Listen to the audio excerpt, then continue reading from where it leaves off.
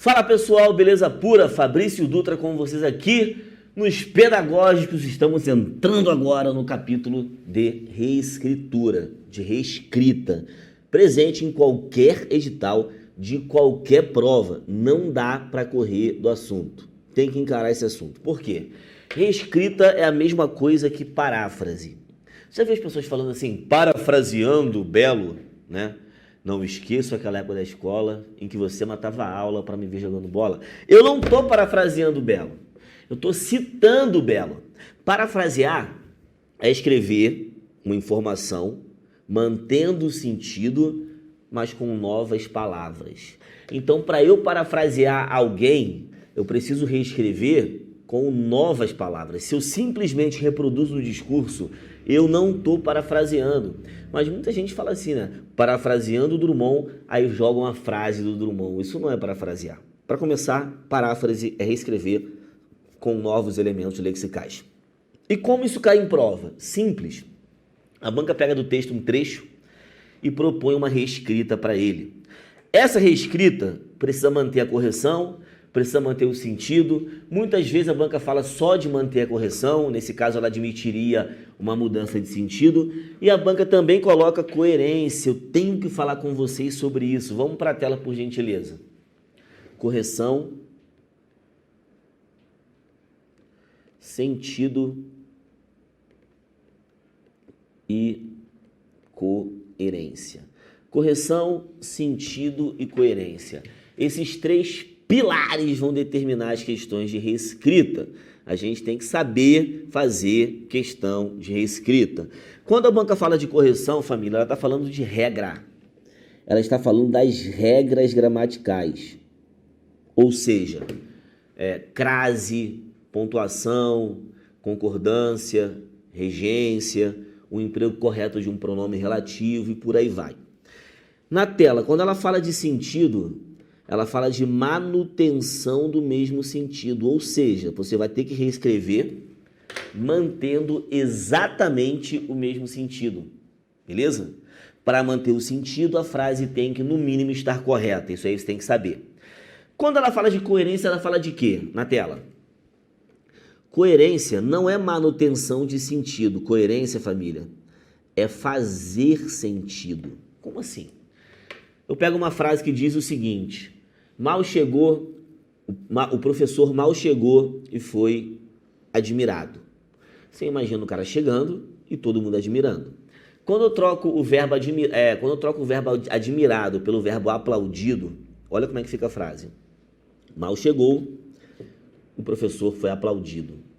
Trocando o admirado pelo aplaudido, a frase fica certa? Resposta: fica. A frase mantém o sentido? Não. Aplaudir é uma coisa, admirar é outra. Mudou o sentido.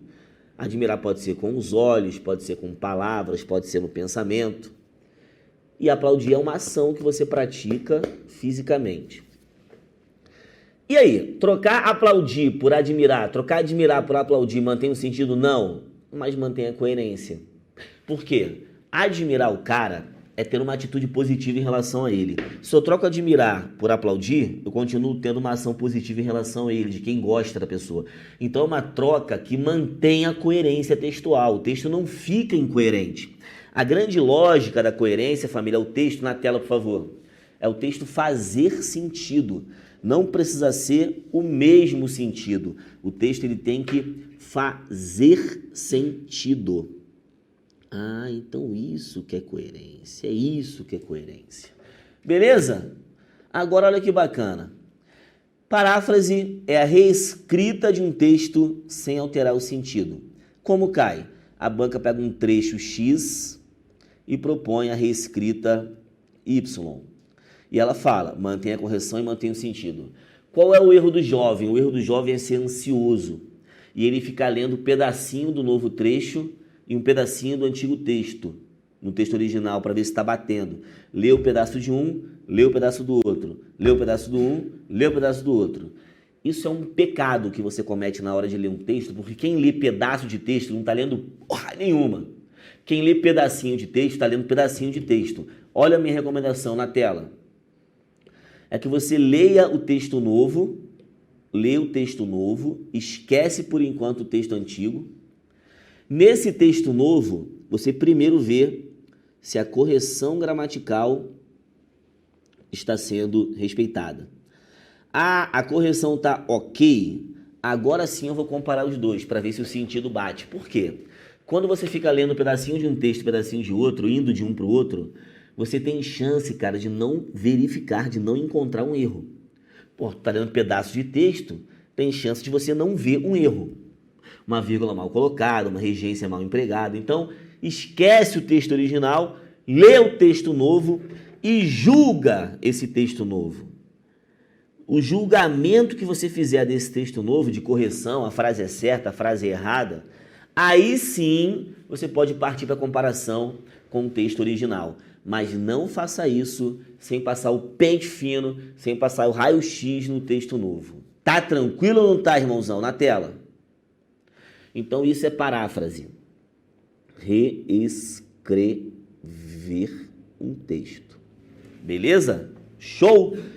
Aí, como eu te falei, o primeiro passo vai ser ver a correção gramatical. Aí, não dá para eu falar sobre isso agora, né, de correção gramatical, aprofundar a correção gramatical, porque a gente vai ter um curso completo de gramática ainda.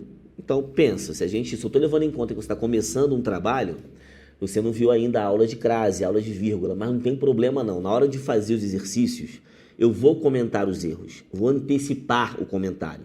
E aí, obviamente, quando você pegar as aulas de gramática normativa da língua portuguesa, as coisas vão fazer muito mais sentido. Mas, basicamente, quando a frase apresenta erro, estatisticamente é assim na tela. Estatisticamente, o erro é assim, ó, ou de concordância,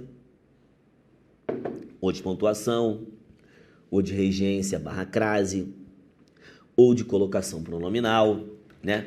Conjunções. Nesses casos, família, é que a gente vê os erros, né? Quando a questão é de reescrita, os erros geralmente são disso. Então, eu peço máxima atenção dos senhores e das senhoras. Pegou o texto novo, reescreveu o texto novo, pelo amor de Deus, vê se o texto novo está com a concordância bem feita. Vê se o texto novo está com a pontuação bem empregada, né? Isso tudo vai fazer toda a diferença na tua vida, né? Na tua questão. Por quê? Esses 7 tópicos, cara, são tópicos que normalmente, né, você vai ter que saber. Não dá para fazer um concurso público, pelo amor de Deus, sem saber concordância, sem saber pontuação, sem saber regência, sem saber crase, sem saber a colocação pronominal, próclise, mesóclise, aquela porra toda lá que todo mundo morre de medo. Tem que saber, porra. Se souber tudo isso, a questão de reescrita não será um problema na sua vida. Por quê? Quando você tem, por exemplo, crase dentro de reescrita, muitas vezes você nem sabe que o erro é de crase, a questão não é de crase. Eu já vi gente falar assim, viu, professor? Caraca, na prova não caiu crase. Aí eu falei, pô, então tu errou. Porque caiu crase sim, miserável. Só que caiu crase dentro de reescrita. Ela cheirando a cebola e a alho. Prova recente agora, pô. Polícia lá, carreira policial, cheirando a cebola e a alho. Tava crase no cheirando a cebola, não podia, por causa da expressão a alho, enfim. Se o cara não viu que essa crase está mal empregada, ele errou, né? Na tela. Tudo que envolve pronome relativo tem que saber também, cara. Você tem que saber empregar o pronome relativo corretamente, o onde corretamente. Você tem que saber utilizar um pronome relativo preposicionado. Você não pode falar, é a ideia que eu concordo. Porra, se quem concorda, concorda com algo, irmão. É a ideia com que eu concordo. Com que eu concordo. Esse é o livro que eu gosto. Não. Que eu gosto não. Quem gosta de algo. A regência acontece. O verbo perde a preposição. Então, o correto, meu brother, é o livro de que eu gosto. Tudo sobre pronome relativo tem que dominar. E sem contar ortografia, né, pô? Tem que saber ortografia. Tem que saber se a palavra está escrita corretamente. Se a letra empregada, né, acendeu, no sentido de, né, ligar acender um fósforo, só com C, acendeu socialmente é SC, ortografia. Então aqui a gente faz 7 tópicos importantes para questões de reescrita, reescritura, paráfrase, sem os quais você tem chance de errar. Eu não quero que você erre isso não, meu irmão. Reescritura você tem que ganhar o seu ponto, beleza? Muita gente erra reescritura. Se você acerta a reescritura, se você garante... Outra coisa importante, essa dica é maneira. Meu irmão, essa dica é sinistra. O cara pega uma questão de reescrita, né? A banca vai lá, ela pega um trecho do texto, ela reescreve e quer que você julgue. Normal, né? Padrão, tudo certo. Quando o cara começa a ler o texto, né, novo, e não vê erro, terminou de ler e não viu erro, o que ele pensa? Caraca, eu não consegui achar o erro. Dificilmente ele bate o martelo e fala assim, essa frase está 100% correta, essa frase respeita completamente os ditames da norma padrão. Geralmente ele acha que ele não foi capaz de ver o erro. Então ele desconfia do próprio conhecimento, parceiro. Quando na verdade é possível que o texto novo esteja certo. Não é obrigado a estar errado. Se eu fazer assim, então eu falar, vai lá, marca errado. É possível que uma nova versão de um texto esteja certa. Então, em vez de você pensar que você não foi capaz de encontrar um erro, você simplesmente pensa que não há erro, normal. Quando houver erro, vai ser erro disso que eu falei, essa lista que eu fiz aí. Concordância, pontuação, regência, crase, colocação dos pronomes, conjunções, pronome relativo, ortografia, isso aí, né? Agora, não havendo erro, por favor, ok, vai julgar o sentido. Por quê? Na tela, por favor, a gente tem os aspectos semânticos, né? Que aí a banca vai falar que além de manter a correção, aquela parada tem que manter o sentido. E aí?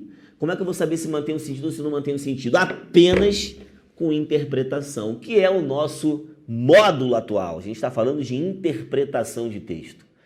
Então, para eu julgar, princípio básico, para eu julgar se um texto novo diz a mesma coisa que um texto antigo, eu tenho que ter entendido o texto antigo, né? Então, se você fez aquela leitura analítica que eu recomendo, pensando, refletindo, puxando certo, sublinhando, escrevendo lá, caralho, tudo, você vai ter condição de julgar se mantém ou se não mantém o sentido. Por quê? Vamos lá, para manter o sentido, família, eu tenho que trocar uma expressão por outra e muitas vezes você vai trocar um elemento por um sinônimo, né? Troquei concurso por certame. E aí eu sei que as palavras são sinônimas. Eu sei que as palavras produzem o mesmo significado, então eu vou ficar tranquilaço. Beleza, mantém.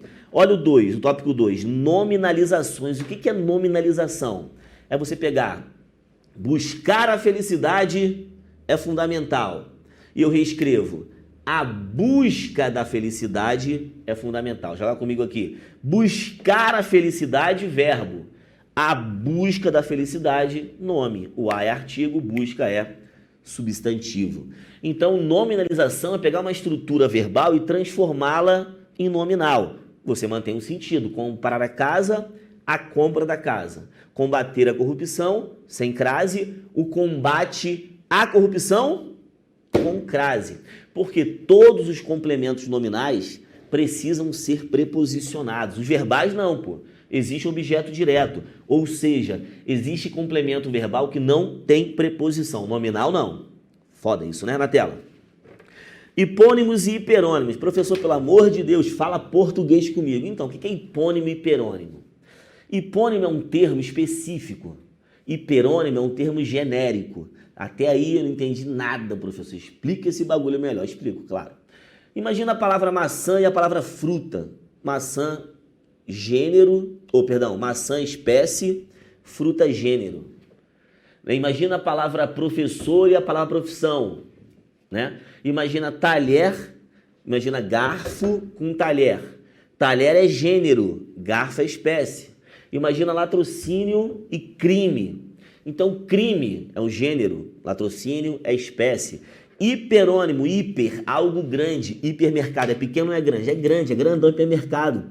Né? Então você vai ter hiper algo grande, hipo algo pequeno, hipoglicemia baixo. Pegou?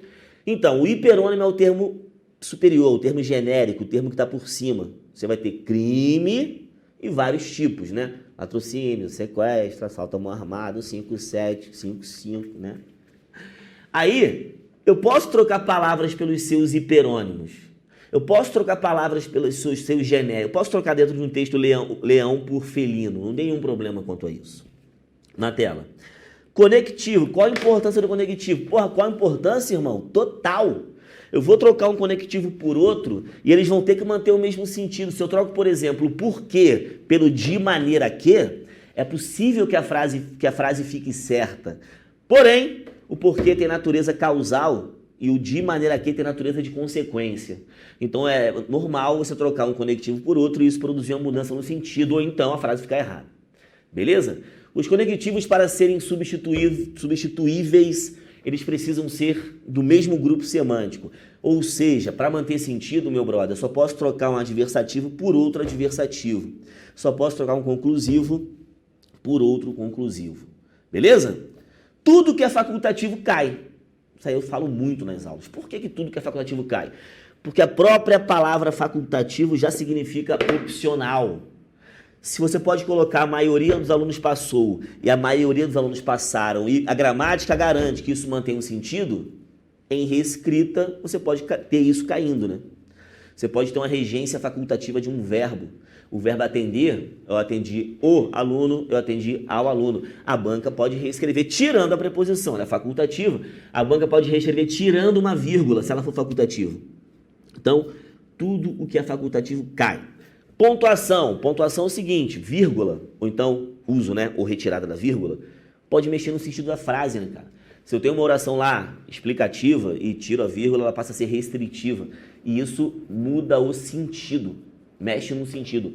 Talvez não afete a correção gramatical, mas o sentido sim afeta. Então a gente tem que estar ligado em tudo isso, cara. Não pode dar mole, não pode garotear, não pode vacilar. Bora falar sobre técnicas de reescrita. Ó, o professor Fernando Pestana, né, meu brotherzaço, grande referência aí em sala de aula e também, lógico, óbvio, no livro, na gramática dele, ele lista mais de 30 formas de você reescrever um texto. Eu selecionei algumas aqui, né? Menos, né, do que no livro dele. Mas olha só, existem várias formas de você reescrever um texto. Pegar um trecho, reescrever mantendo o mesmo sentido. E as bancas vão se apropriar disso na hora de fazer as questões. Na tela. Primeira, mudança na posição dos vocábulos ou das expressões. Um dia encontramos no meio da rua um bode morto. Eu posso pegar simplesmente e reescrever assim, ó. Encontramos um dia um bode morto no meio da rua. Um bode morto no meio da rua. Que letra horrorosa. Faz parte. Trabalho em curso de pedagogo, né? O pessoal fala que eu não sei nem escrever. Uma vez a minha aluna falou, tu não sabe fazer o H, não? Eu falei, como é que eu não sei, meu parceiro? Tá maluca? Ela não sabe fazer o H, não. Teu H tá errado. Eu falei, como é que tá errado o meu H, irmão? Porra, sempre fiz H assim, que parada é essa? Ó, como é que eu faço o H? Ela falou, não é assim não, professor, é assim, ó. Falei, meu irmão, vou fazer essa porra que eu tô fudido. Não tem condição de escrever assim não, cara. Esse H todo estiloso aí, daquela fonte clássica da Idade Média, não sei fazer isso não. O H pra mim são 2 tracinhos cortados no meio. Né? E é isso. Vou falar palavrão. Então, aqui galera, encontramos um dia um bode morto no meio da rua. Pô, eu coloquei a frase na ordem direta, eu mudei a posição dos vocábulos e isso não afetou a correção e também não afetou o sentido. Tanto faz, né? Coisa linda. Se eu tenho, por exemplo, a expressão algum... Isso aqui é maneiro para você raciocinar, hein? Algum dinheiro. Você concorda? Me dê algum dinheiro, eu estou pedindo dinheiro, vai rolar grana. Se você fala assim, vai rolar grana. Troquei a posição por dinheiro algum, o sentido muda. Algum dinheiro, eu estou falando de dinheiro. Dinheiro algum, eu estou negando. Ou seja, a troca de posição da palavra algum, ela pode manter a correção gramatical, mas ela afeta o sentido. Isso acontece também, cara, com a expressão novo, com a palavra novo. Pensa comigo, novo carro. Eu sempre uso esse exemplo, hoje eu vou bolar um exemplo novo. Vamos lá, vou bolar um exemplo novo. Novo carro. Ó, novo carro. É um carro que não era meu e passou a ser. Ou seja, eu ganhei lá do meu bisavô um Opala horroroso, marrom, 81, caindo aos pedaços. É o meu novo carro? É. Mas não é um carro novo, percebeu? Não é um carro novo. Então, um carro novo seria um carro ou recém-fabricado, né? Ou em estado de conservação interessante, um carro novo, né? Ó, o exemplo, esse aqui é meu novo namorado. Fala pra tua família, vou apresentar meu novo namorado aqui domingo, hein, no churrasco, aí aquela expectativa, né? A mina lá, pô, 20 aninhos, né? Aquela fase áurea da vida, tudo dá certo com 20 anos, penteado todo esculachado, ela fica bonita, maquiagem toda hora fica bonita, não interessa. Pegou sol, teve insolação, aquele vermelhinho ficou bonito, 20 anos de idade, tudo dá certo. Aí ela fala, vou trazer meu novo namorado pra conhecer vocês. Qual é a expectativa da família? Pô, vai chegar, pô, um moleque legal, né? Gente boa, né? Aquela expectativa. Aí ela traz um maluco de 85 anos. Chegou a coroa, filho. Velhão. Aí ela fala, aqui meu novo namorado. Ela falou certo? Falou. Ele não é um namorado novo, mas ele é o novo namorado dela. Um namorado novo talvez fosse um namorado jovem. Ah, moleque, né? Ela chegou com um coroa de 85 anos na bengala se arrastando. Fazer o quê? Né? É um novo namorado, mas não é um namorado novo, né? Olha que legal, um novo carro, um carro que não era meu. Oh, posso ir ao brechó, né? Inclusive fazer um merchan aqui, eu recomendo Acervo Chique aqui em Brasília, um brechó maneiro, tá? Porque, ó, os caras botam a roupa lá pra vender e ganham porcentagem em cima disso. Alô, homens! Mulheres já fazem isso há anos, tá? Elas estão à frente da gente. A mulher usa uma calça, cansou da calça, ela bota no brechó, vende e ela fica com a porcentagem do dinheiro, filho. Inteligente, né? Agora tem parada para homem também aqui em Brasília. Acervo Chique é o nome. Acervo Chique, eu acho. Se não for também, já é. Mas olha só, eu posso ir ao brechó e voltar cheio de novas roupas, sem que sejam roupas novas. Pô, pegar uma camisa velha... É minha nova roupa? É, mas não é uma roupa nova. Então você entendeu? A mudança de posição do vocábulo, irmão, pode mudar o sentido, né? Pode mudar o sentido ou não. Segunda forma de reescrever. Equivalência entre locuções e palavras. Quando o príncipe chegou ao templo, o mestre o mandou sozinho para uma floresta. Eu posso trocar esse quando por assim que. Ou seja, eu posso trocar uma conjunção por uma locução conjuntiva. Eu posso trocar um verbo por uma locução verbal. Inclusive, no dia a dia, ninguém fala, hoje, certamente, eu estudarei gramática. Estudarei? Tu não fala assim não, hein? Eu sei que tu não fala assim. Como é que tu fala? Vou estudar. Sem o R ainda, né? Vou estudar. A gente não usa o verbo no futuro, basicamente. A gente usa locuções verbais. E essa locução verbal, vou estudar, já está sendo substituída por uma maior ainda. A gente é muito doido, cara. A gente tem um verbo só, estudarei. Mas a gente usa vou estudar. E tá trocando vou estudar por vou dar uma estudada. Ah, vou dar uma estudada rapidinho aqui, ó. Dormirei, virou vou dormir. Como é que tu fala? Vou dar uma dormida. Porra, um verbo só, cara. Tu botou um bagulho gigante, grandão, tá de sacanagem. Mas a gente fala assim, né? Vou dar, lerei o meu livro. Ninguém fala assim. Muita gente fala, vou ler o meu livro. Agora, esmagadoramente, vou dar uma lida no meu livro. Vou dar uma lida. Então eu troco palavras por locuções, isso é a coisa mais normal do mundo. Aqui, galera, a interpretação que você fez foi a mesma do seu colega. No entanto, ó, esse no entanto pode sair para entrar o contudo, pode sair para entrar o porém, pode sair para entrar o todavia, só não pode botar o mais aqui. Por que que não pode botar o mais? Mas, né, mas. Porque tem uma vírgula depois, né, família? O mais é um conectivo que não pode ser isolado com uma vírgula só. Então, o mais ali seria incorreto. Cara, muito bom, né? Show. Na tela, vozes verbais. Transformar uma frase da voz passiva na voz, da voz ativa na voz passiva e vice-versa, mantém o sentido, olha lá. Terremoto de grande magnitude atinge região central no Peru. Quem atinge, atinge algo, verbo transitivo direto. Os verbos transitivos diretos, relaxa que tu vai aprender isso ainda, hein? Confia. Eles admitem a passagem para a voz passiva e o primeiro passo vai ser pegar o objeto direto e transformar em sujeito. Ou seja, se o terremoto atinge a região no Peru, olha a reescrita. Região central do Peru é atingida por terremoto. Cara, professor, posso botar foi atingida? Resposta, não. Você mudaria o sentido da frase. Por quê? O cara tá falando que atinge, é um fato, aconteceu, usou o verbo no presente. Se tu chega e bota foi atingida, está usando o verbo no pretérito perfeito. E, obviamente, isso produziria uma mudança de sentido. Então, se é para reescrever, meu parceiro, reescreva no mesmo tempo verbal. Mesmo tempo verbal. Quarta forma de reescrever, técnica, usar sinônimos. Nos bastidores, a emissora articula estratégias para permanecer. Eu posso trocar, por exemplo, estratégias por técnicas. Eu posso trocar permanecer por ficar, né? Eu posso trocar segmento por ramo, por área. Olha isso. Estou trocando elementos pelos seus sinônimos. Reescrita. Quinta forma de reescrever, trocar nome por pronome e vice-versa. Neymar garante que disputará a sua última Copa. Ele teria dito. Eu posso trocar o ele por o atleta. Eu posso trocar o ele por o jogador, né? Posso trocar o ele pelo este. Então, a gente teria aí a troca de um nome por um pronome e vice-versa. Sexta forma, essa aqui é maravilhosa, a nominalização. Eu gosto pra caraca disso. Após o militar da reserva ascender ao assento do Planalto. Cara, olha isso. Ascender ao assento.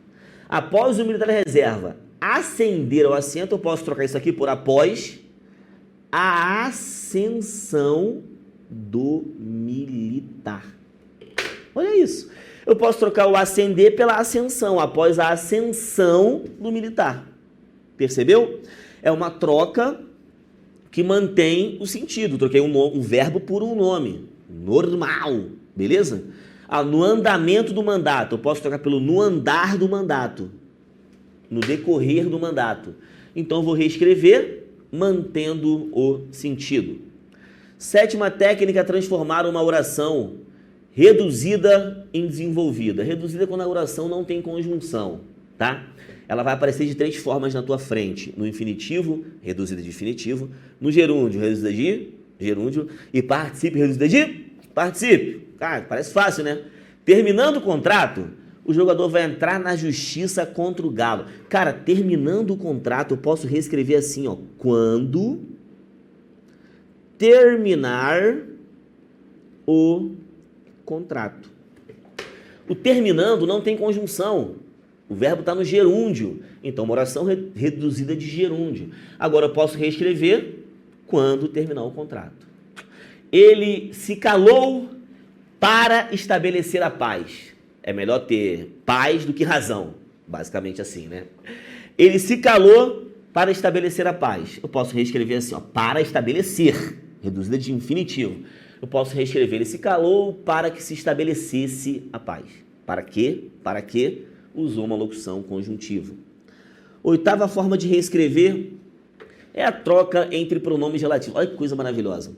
A terra é o lugar onde as pessoas convivem. Eu posso trocar esse onde pelo no qual, eu posso trocar esse onde pelo em que, porque o onde é um pronome relativo que significa em algum lugar. Então, pronomes relativos são substituíveis entre si. Posso trocar. Nona forma de reescrita, causa e consequência. Olha que maneiro. Não fomos à festa com crase, pois estava chovendo muito. Está chovendo muito? É a causa. Não ir à festa é a consequência. Ou seja, se alguém me perguntar, aí, por causa de que tu não foi na festa? Eu tô assim, ó, por causa de que estava chovendo? Assim, por causa de que tu não foi? Por causa de que eu não quis. Eu não fui porque estava chovendo, ou seja, a causa para eu não ir está chovendo.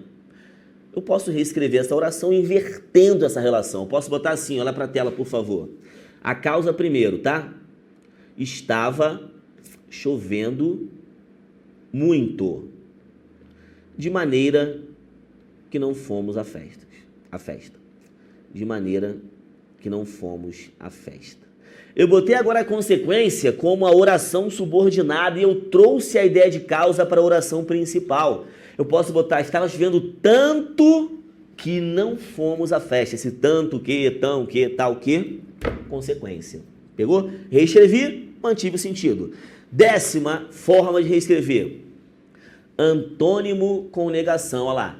Há ilegalidades. Eu posso trocar por não há legalidades. Não há qualquer legalidade no contrato. Há ilegalidade no contrato. Não há legalidade no contrato. Você é fraco, você não é forte. Você está pronto, você está você está despreparado. Eu posso falar, você não está preparado. Então eu vou usar um antônimo e negar esse antônimo. Vou manter o mesmo sentido. Tranquilo ou não? A gente falou a teoria toda da parada. Obviamente, a aula de reescrita, ela basicamente, se você pensar bem, ela não é algo concreto, né?